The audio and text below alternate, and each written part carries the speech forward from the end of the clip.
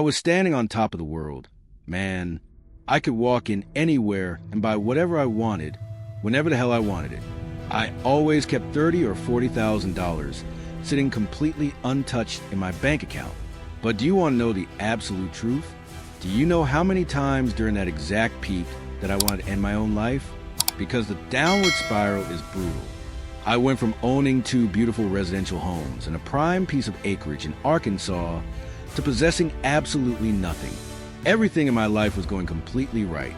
And then, in a matter of a few short months, it all vanished into thin air. I don't know where the hell they are manufacturing these synthetic street substances that are flooding our communities today. But they aren't even what they are supposed to be anymore. I've literally watched people lose their entire arms and legs to these horrific flesh infections on the sidewalk. Out here, if you lose your focus or lower your guard for just a single second and pass out, you are going to get robbed every single time. Someone will abuse you, kick you, or steal your boots simply because they know exactly how defenseless your situation is. These items take every bad thing away for a few hours. No stress, no past due bills, no overwhelming worries. You feel like you're floating on a warm cloud. But when you wake up, the concrete beneath your head is still hard. The desert sun is still burning. And you find yourself significantly further down the hole than you were before. Welcome to Homeless U.S. News. We are standing directly in the heart of Tucson, Arizona, the sun-drenched epicenter of the majestic Sonoran Desert. It is a landscape celebrated across the globe for its striking, raw beauty, where giant saguaro cacti stand like towering, silent monuments beneath a brilliant, endless blue sky. But when that desert sun drops below the horizon, a terrifying humanitarian crisis emerges from the shadows. Right now, 2,130 human beings in this region have absolutely no place to call home. More than 1,269 of them, nearly 60% of the entire displaced population, are living fully unsheltered. They are fighting for survival inside dry river washes, huddled under concrete highway overpasses, and trapped inside fragile nylon tents pitched across the rocky desert floor. This is the brutal, daily reality of the housing crisis in Tucson. It is a life dictated by 110-degree summer days, freezing winter nights, a desperate scarcity of clean water, and a constant, terrifying danger that a single sudden mountain storm could turn a dry riverbed into a raging wall of water that sweeps your entire world away in seconds. Can you imagine calling a flood wash your bedroom? Knowing that everything you own, your clothes, your documents, your family photos, could be destroyed by a flash flood while you sleep? Today, we are stripping away the tourist brochures to look directly at the real story of Tucson's homelessness crisis, a crisis shaped by extreme environmental exposure, severe economic pressure, and human spirits pushed to the absolute edge of endurance. If you believe these raw, human stories need to be brought into the light, hit that subscribe button right now and turn on all notifications. Let's walk these desert washes together. Drop a comment below. What would you do if your daily survival depended on facing the merciless desert with nothing but a backpack? Let's uncover the truth.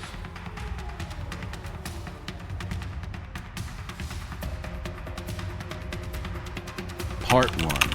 The Sonoran Reckoning. The true scale of displacement. To truly grasp the gravity of what is unfolding in southern Arizona, you have to look past the manicured desert resorts and look directly at the mathematical acceleration of human displacement across Pima County. According to the latest comprehensive data compiled by the Tucson-Pima Collaboration to End Homelessness, there are exactly 2,130 individuals documented as experiencing absolute homelessness on any given night. But the specific figure that reveals the immediate danger of this crisis is the unsheltered rate.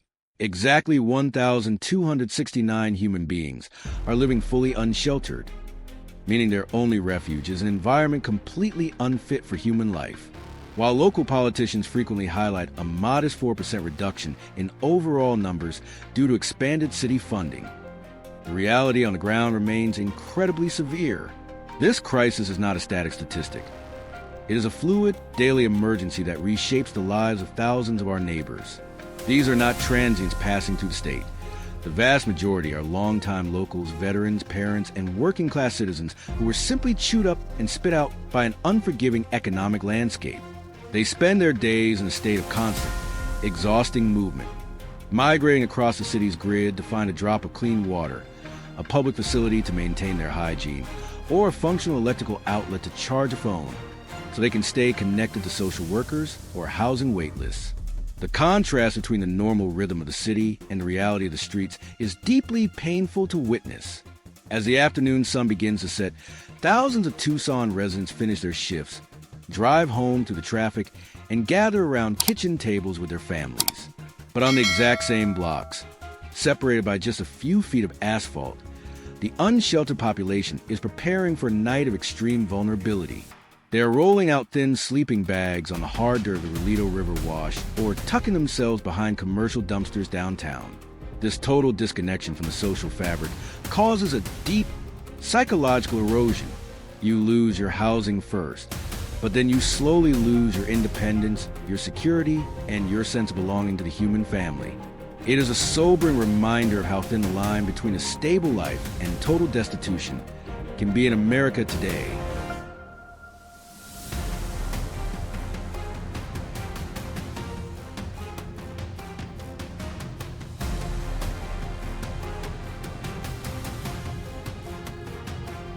Part 2, the Desert Inferno, the battle against elements. In southern Arizona, the weather is not an inconvenience. It is an active, aggressive adversary that treats the human body with absolute mercy.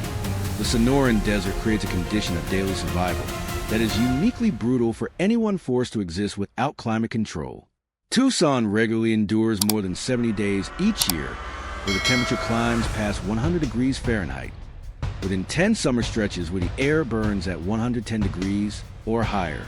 In these conditions, the city's infrastructure becomes a weapon. The asphalt roads and concrete sidewalks absorb the solar radiation all day, rising to temperatures above 140 degrees, hot enough to cause severe third-degree burns through the soles of cheap shoes. For the 1,269 people living fully unsheltered, every single sunrise brings the start of a life-threatening emergency. The morning begins with an urgent, desperate search for physical temperature management. Without reliable access to indoor cooling centers, the human body begins to break down with terrifying speed. Sweat pours continuously, depleting the body's core water and salt reserves, which causes severe muscle cramping, intense headaches, and profound mental confusion that clouds your judgment. Skin becomes red, cracked, and deeply ulcerated from the dust, heat, and lack of basic hygiene. Simple tasks like walking 3 blocks to a food pantry become monumental tests of endurance when your body is in a state of chronic dehydration. But the true cruelty of the desert lies in its volatility. When darkness finally falls, the dry air allows the heat to escape instantly into the atmosphere. Within hours, a scorching 100-degree afternoon can plunge into a freezing, windy night. The same individuals who were suffering from heat exhaustion at 3 p.m. are now shivering under thin layers of discarded blankets at 3 a.m., trying to keep their core temperature alive. This constant, violent cycling between extreme heat and biting cold places an immense, unsustainable strain on human health. Chronic conditions like respiratory disease, cardiovascular damage, and diabetes skyrocket on the streets because medications spoil in the sun and the body never receives a single hour of true, peaceful rest. It is an endless test of physical and spiritual endurance under an unforgiving desert sky.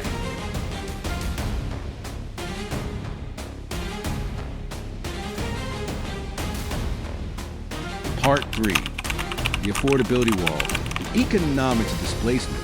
To find the true catalyst of the Tucson housing crisis, you have to look past the political rhetoric and look directly at the real estate ledger of Pima County. The primary force driving families and workers into the desert washes is a massive structural affordability wall. According to local housing reports, the affordable housing gap in Tucson now stands at a staggering deficit of over 18,000 units. At the same time, the median rent for a basic, no-frills one-bedroom apartment has skyrocketed past $1,350 a month, representing a massive 28% increase in just 3 short years. This dramatic surge in the cost of shelter has completely decoupled rents from local wages. The service economy that powers Tucson, the restaurant cooks, the hotel housekeepers, the retail clerks, and the delivery drivers, is earning wages that have remained completely flat while the cost of the roof has doubled. This creates a state of extreme housing fragility for thousands of working-class families. They are spending more than 50% of their total household income just to keep their landlord paid, leaving absolutely zero margin for a life emergency. When the unexpected happens, a sudden job layoff, a broken car transmission, or a single emergency room bill, the financial safety net snaps instantly. Eviction filings across Pima County have remained at historic highs, moving families from stability to the pavement in a matter of weeks. Once you receive an eviction record in Arizona, the road back to housing is systematically blocked. Landlords use digital screening tools to automatically reject any applicant with a blemish on their record, regardless of their employment status. The descent onto the street happens in plain view. First, savings are exhausted on low-end weekly motels. Then, the family moves into their vehicle, and finally, when the car is repossessed or breaks down in heat, they land directly in a nylon tent on the edge of a dry wash. These are not people who walked away from society. They are people who were economically locked out of their own community. Part 4. The Invisible Inferno, the Behavioral Health Emergency. We cannot present an honest, comprehensive documentary on Tucson without addressing the profound crisis of untreated behavioral health conditions unfolding on its sidewalks. According to data from the Tucson-Pima collaboration to end homelessness, nearly 37% of the total documented homeless population, at least 788 adults, are living with confirmed, serious mental health condition. This includes deep, complex trauma, clinical depression, severe bipolar disorder, and schizophrenia. But to understand this data, you have to look at the relationship between the street and the human mind. The street is a psychological meat grinder. Imagine trying to maintain your mental stability when you have been deprived of a single night of secure sleep for a year. The constant, ambient fear of being assaulted, the public humiliation of being treated like a piece of living garbage, and the sensory overload of surviving in the elements keep the human nervous system in a permanent, non-stop state of fight or flight. Over months and years, this extreme stress causes real, lasting neurological damage. The racing thoughts, the intense paranoia, and the emotional numbness witnessed on the street corners are often the direct, logical result of mind trying to protect itself from an unbearable reality. This behavioral health emergency is severely complicated by a massive shortage of medical resources. If an unsheltered person wants to seek psychiatric help, they face waiting lists at local clinics that can stretch for months. If they manage to get a prescription, keeping those medications safe on the street is nearly impossible. Backpacks are regularly stolen, and pills degrade rapidly when exposed to 110-degree tent temperature. Without professional care, many are left to navigate their internal storms completely alone on a concrete sidewalk. This total lack of a sanctuary means that simple routines of self-care completely dissolve, trapping the individual inside a cycle of mental decline that grows heavier with every single desert sunrise.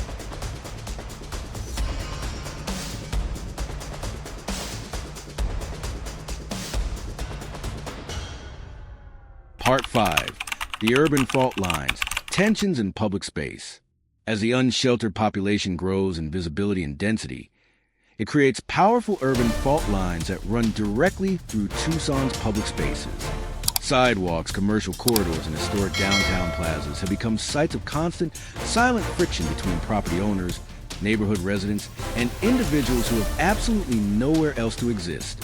In a city where nearly 60% of the homeless population is completely unsheltered, this battle over space shapes the daily civic conversation. Walk through Midtown Tucson or the downtown transit hubs, and you can feel this economic divide. Local business operators are facing immense pressure. Many report that their operational costs have spiked by as much as 40% due to the necessity of investing in private security, property maintenance, and vandalism repair.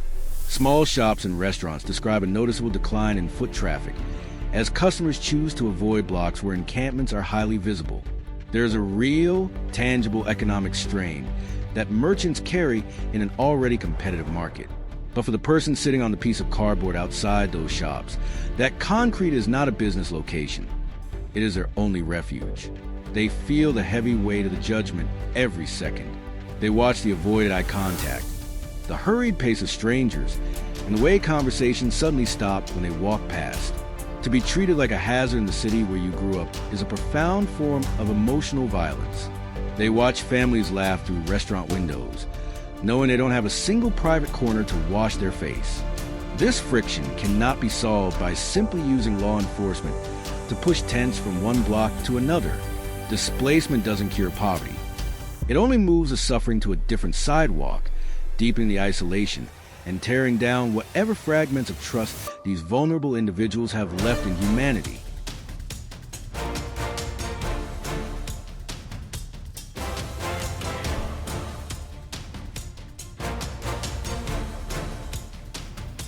Part 6. The Architecture Compassion. Climate-adapted solutions. Despite the immense gravity of the data, Tucson is becoming a national testing ground for what can be called the architecture of compassion.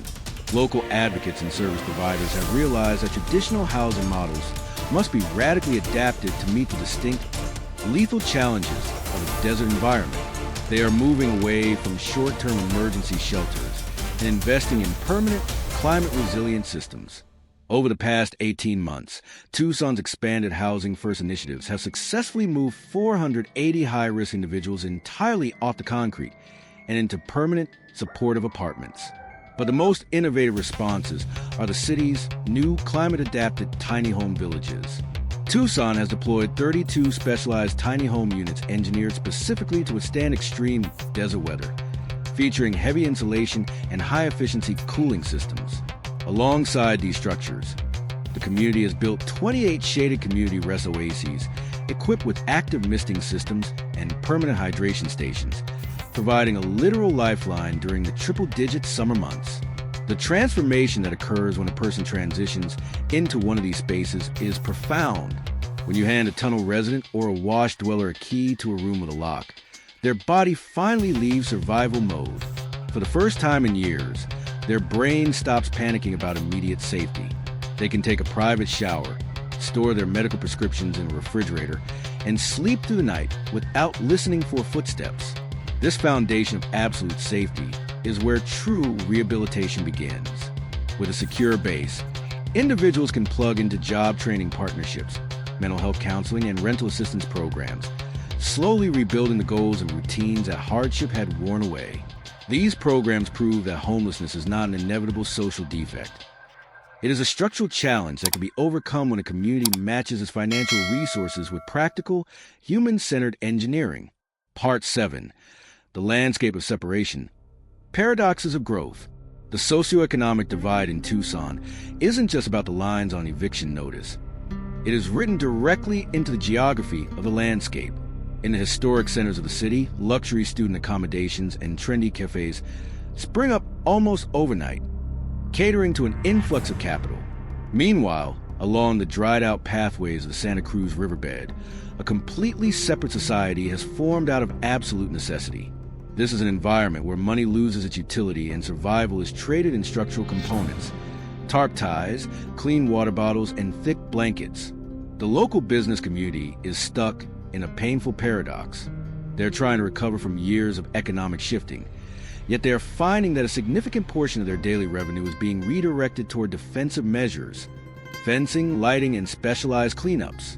Merchants aren't acting out of hatred. They are acting out of an instinct to preserve their livelihoods. But when a community's response to suffering is to install metal spikes on windowsills or remove public benches, it has chosen to treat the person as a symptom rather than the systemic failure of the economy. The deep emotional weariness carried by Tucson's business owners is matched only by the bone-deep exhaustion of the human beings sleeping outside their doors. It is a shared landscape of anxiety where trust has become the rarest commodity of all. Part 8. The Shifting Demographics. Elders and Forgotten Youth. We must also look closely at the demographic shift that is quietly changing the face of poverty across southern Arizona. Homelessness is no longer confined to the stereotypical images of the past. The fastest growing group entering the survival loop in Pima County consists of senior citizens over the age of 65. These are individuals who worked for decades in agriculture, retail, or manual labor, surviving on modest wages, while believing that their social security will protect them in their twilight years. But when a basic apartment costs more than their entire monthly check, the math collapses. We see grandmothers trying to navigate the rocky terrain of desert washes with walkers, trying to find a shaded spot where they won't be seen. At the opposite end of this tragedy is the rise of unaccompanied youth. Teenagers who have fled foster care systems or broken homes, landing directly on the streets of Midtown. They gather near skate parks and vacant lots, creating makeshift families to look out for one another. By failing to protect these two extreme pillars of our community, our oldest and our youngest, we are witnessing systemic tearing of the social contract. It is a slow-motion disaster that will shape the civic reality of Tucson for the next generation if immediate, targeted intervention is not deployed. The streets are consuming the history of our elders and the future of our youth simultaneously, leaving an entire city to grapple with the moral cost of its own indifference. Part 9. The Pathway Forward. Rejecting the Revolving Door. The path forward for Tucson requires a complete rejection of the idea that poverty can be policed out of sight. You cannot sweep a human being into non-existence. Real structural change only happens when the community commits to permanent, dignified housing built at the absolute scale of emergency. This means zoning changes to allow more high-density affordable structures, a massive expansion of mobile mental health teams that operate 24 hours a day, and a legal framework that protects tenants from predatory evictions. The progress made by local nonprofits and the introduction of climate-resilient tiny homes show that the community possesses the intelligence and the tools to cure this crisis. What is missing is a collective political will to prioritize human shelter over speculative profit. A successful Tucson is not a city with the highest luxury high-rises. It is a community where the most vulnerable citizen can sleep through the cold desert night without wondering if they will survive until morning. The Sonoran Desert is a place of immense resilience, but that resilience shouldn't be extracted from the flesh of our neighbors. True progress cannot be measured by how well we clear the sidewalks, but by how securely we construct the floor beneath the feet of those who have fallen. Part 10. Shifting the civic narrative, radical empathy. To truly transform the pavement of Southern Arizona, we must engineer a complete shift in the civic narrative. For too long, the discussion has been dominated by a toxic dichotomy, viewing the unhoused population either as a criminal nuisance to be suppressed or a passive charity case to be managed. Both perspectives are deeply flawed because they strip away agency and ignore the economic engines that produce destitution. Real structural change begins with the implementation of radical empathy. Radical empathy is not a soft, passive feeling. It is a hard, analytical tool. It demands that we look at a makeshift tent camp in a desert wash and see it not as a lifestyle choice, but as a rational human adaptation to a system that offers zero affordable alternatives. It forces us to realize that the person battling addiction or trauma on the pavement is a human soul attempting to survive an unendurable reality with absolutely no private space. When we shift our framework from management to eradication, our investment priorities automatically realign. We stop spending millions on police overtime for encampment sweeps that simply cycle people from one alley to another, and we start directing those resources toward building permanent supportive housing infrastructures. We recognize that housing is a fundamental public utility, just like clean water or electricity, and that a city cannot claim to be prosperous while its neighbors are fracturing on the asphalt. Part 11. The anthropology of the riverbeds, cohesion in the dust. Deep within the dry channels of the Santa Cruz and Relito rivers, a complex, parallel anthropology has developed completely outside the formal structures of Tucson. These dry riverbeds, which are designed to channel massive torrents of mountain water during flash floods, have become home to intricate micro-societies. This is a world built entirely on the survival architecture of the dust, where residents have developed their own informal laws, trading networks, and security systems to manage the total absence of state protection. In these subterranean camps, resources are pooled out of absolute necessity. One group might specialize in securing clean drinking water from distant public taps, while another handles the defense of the camp perimeter against predators. They have created sophisticated warning systems, using strings of metal cans or distinct whistles, to alert the community when the dark skies over the mountains signal an impending flash flood. Yet, this underground cohesion is under permanent threat. Municipal enforcement sweeps regularly destroy these fragile societies, bulldozing their structures and forcing the residents to scatter further into deep, dangerous pockets of the desert terrain. This constant displacement does not solve the underlying housing failure.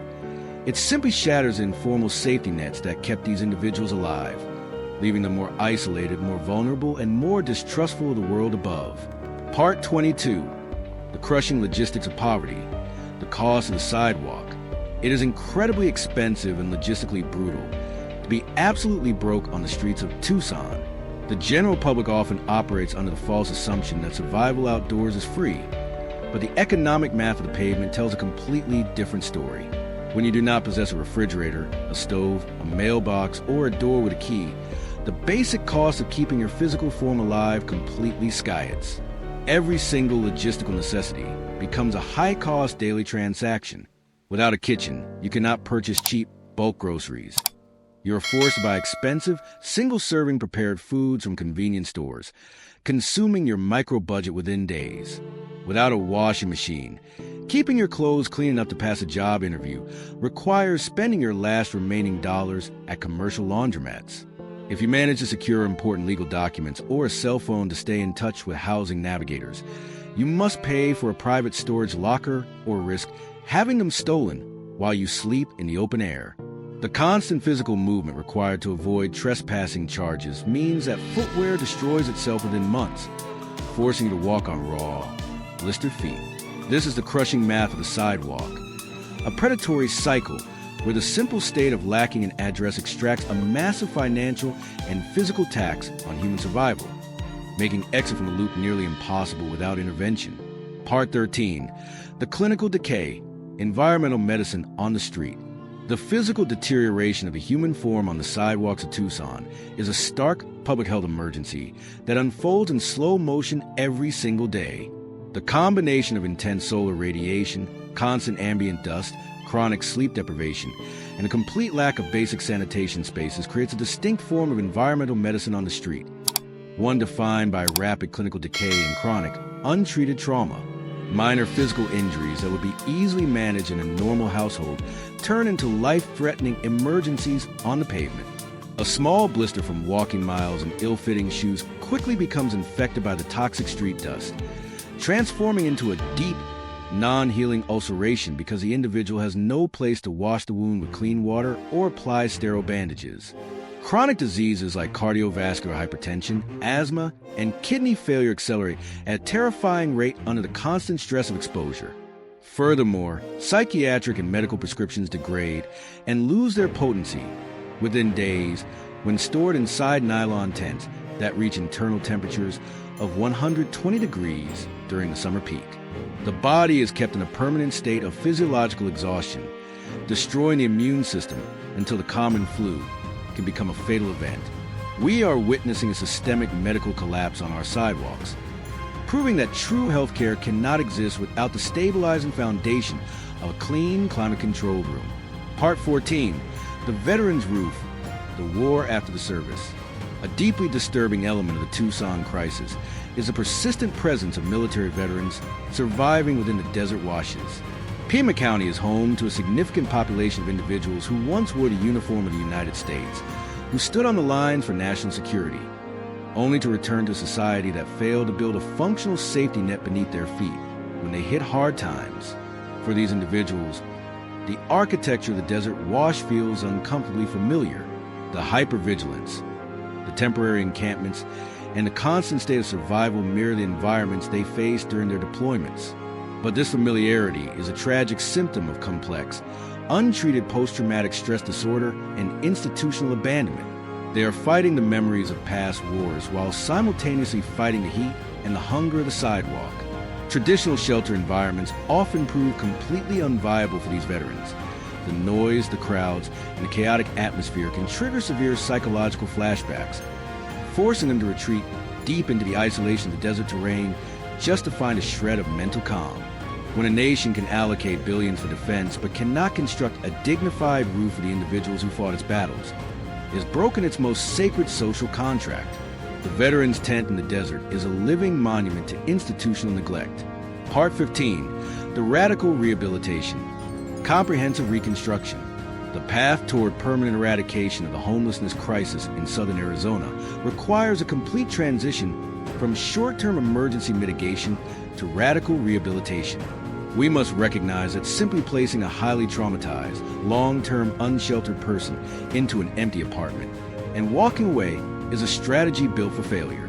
True structural reconstruction demands that stable housing be used as the platform for comprehensive human care. Radical rehabilitation means constructing permanent housing communities that feature built-in, on-site support systems. When an individual steps off the concrete, they must be immediately surrounded by a dedicated team of medical professionals, mental health therapists, addiction recovery specialists, and peer navigators who understand the trauma of the street. We must implement intensive life skills training, reteaching routines of grocery shopping, financial budgeting, and basic home maintenance that years of survival mode have completely erased from the brain's pathways. We must build direct employment pipelines with local businesses, providing dignified work opportunities that allow individuals to rediscover their purpose and independence. This is not about managing a social problem. It is about the active, intentional reconstruction of human lives, proving that when we invest in a complete person, we build a community where stability can permanently thrive.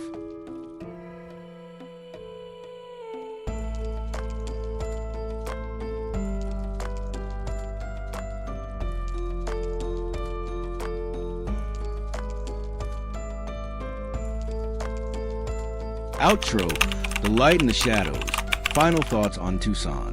The ultimate story of Tucson's crisis is not found in the numbers on a report or the policy debates inside City Hall. It is found in the quiet endurance of the human being surviving beneath the desert stars. The 2,130 people experiencing homelessness in this valley are a living mirror held up to our entire society, asking us what level of human suffering we are willing to accept in a nation of immense abundance. They remind us that our shared economic stability is far more fragile than we care to admit, and that any life can be completely altered by a single turn of misfortune.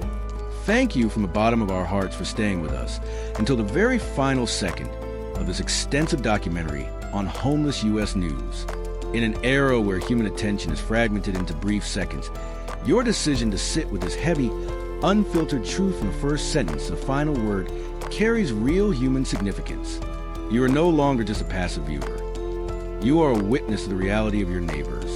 If this journey through the paradox of Tucson has touched your heart, challenged your assumptions, or made you look at the street of your own city with a little more kindness, please take a brief moment right now to hit that like button. It takes less than a second, but it signals to the algorithm that deep, human-centered journalism matters, helping this message reach thousands of more minds who need to awaken to this truth. If you want to continue walking alongside us through the hidden corners of America and giving a powerful voice to those who have been silenced in the shadows, hit subscribe to Homeless U.S. News and turn on that notification bell. We are building a global community that refuses to look away from human suffering. We want to hear your voice. What part of this documentary hit you the hardest? Have you noticed this housing crisis shifting in your own hometown? Let's start an honest, deeply respectful conversation in the comments section below. We read every single thought you share. Let's keep our empathy alive, reject indifference, and remember that we're all much closer to each other than the world wants us to believe. Stay warm, stay safe, and we will see you in the next story on Homeless U.S. News.